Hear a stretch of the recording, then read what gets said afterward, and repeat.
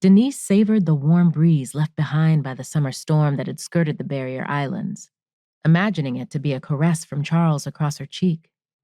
Even after all this time, this place was magical to her. Thankful for the lull in the blistering heat that normally sat on the shoulders of the South Carolina Low Country, she drove her convertible with her top down. Days like this made her glad that she'd run from the stress in Chicago and moved to hide away in this hip bone of the country, even if these days were tinged with sadness. Old trees stretched over the narrow road, meeting in the middle and creating a green, mangled tunnel. In an earlier time, she would have spent evenings in her studio, recreating the tunnel on canvas, hoping to unlock some of its secrets. Charles used to laugh when she talked about the things her paintings revealed. He didn't believe, like she did, that sometimes her eyes saw things that were hidden beneath the surface, things that other people missed. On each trip to Kiowa Island, Denise had imagined that she had been traveling through the century of secrets the canopy of trees must have shared. Today was no different.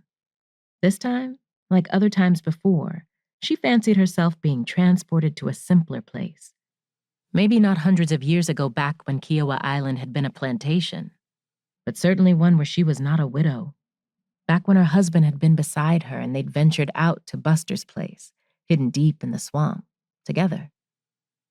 10 years ago, when they'd first come this way, there'd been almost nothing here. There were very few people and homes on Kiowa Island when they'd first built their place here, and even less on Bohicket Road and surrounding areas. But the PGA Tour had discovered their little golf course and put the tiny island on the map. After the famous golfers and television cameras had left, people kept coming. Then Buster's place had just been a spot that she and her friends would go, mainly by boat, when they decided to fall off their diets and enjoy some fish, fried South Carolina style.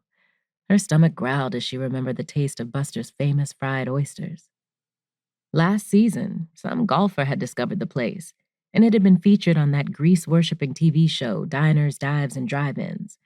Since then, you could barely get a skiff anywhere near the shore or a car in the parking lot on any day except Monday, the day when the tourists were turning over and headed back to wherever they'd come from.